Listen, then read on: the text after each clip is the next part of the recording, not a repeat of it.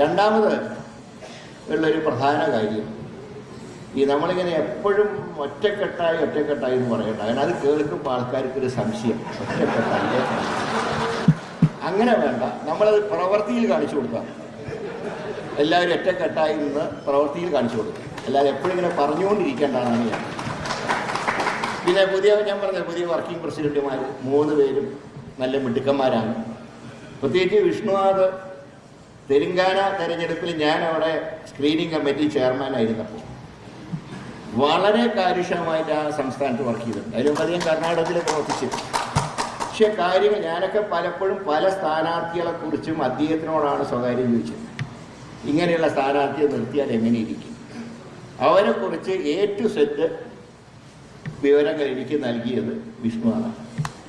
പിന്നെ അനിൽകുമാർ ഒരു കാലത്ത് ഞാൻ എൻ്റെ കൂടെ കൊണ്ടുനടന്ന ഒരാളാണ്. ഏതായാലും കുറേ എത്തേണ്ട സ്ഥാനത്തൊക്കെ എത്തിയൊരു സന്തോഷമുണ്ട്.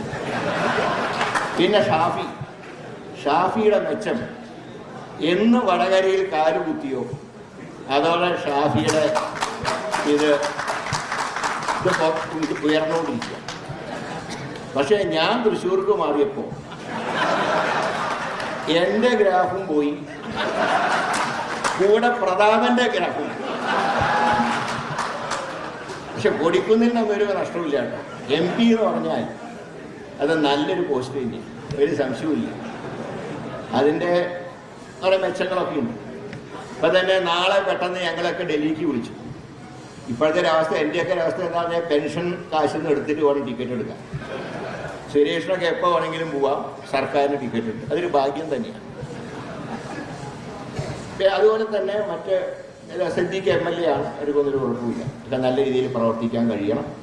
അപ്പം നല്ലൊരു ടീമാണ്. ആ ടീം വർക്ക് നല്ല രീതിയിൽ മുന്നോട്ട് പോയാൽ, വോട്ടർ പട്ടികയിൽ ആളെ ചേർത്താൽ നല്ല റിസൾട്ട് നമുക്കുണ്ടാവും, സംശയമൊന്നും വേണ്ട. പിന്നെ സണ്ണി ജോസഫ്, ഞാൻ KPCC പ്രസിഡന്റ് ആയിരുന്നപ്പോഴാണ് സണ്ണിയെ DCC പ്രസിഡന്റാക്കി വെക്കുന്നത്. കാരണം കണ്ണൂരെ അവസാന വാക്ക് സുധാകരൻ ആയതുകൊണ്ട് ഞാൻ അന്ന് പറഞ്ഞു, ആരെ വെക്കണം എന്ന് എന്നോട് പറഞ്ഞാലും മതി. കാരണം മറ്റാരെ വെച്ചാലും അവിടെ മര്യാദയ്ക്ക് പോവില്ല എന്ന് എനിക്കറിയാം. അതുകൊണ്ട് സുധാകരനോട് ചോദിച്ചു ആരാ പറ്റുക? എന്താ സണ്ണി തന്നെ, എന്നോട് സംശയം എന്താ? പ്രത്യേകിച്ച് എന്നോട് ചോദിക്കാണ്ടോ? നല്ല രീതിയിൽ അദ്ദേഹം പ്രവർത്തിച്ചു.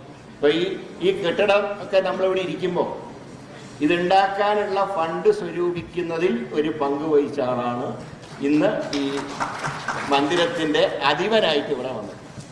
എല്ലാ ഐശ്വര്യവും ഉണ്ടാവട്ടെ.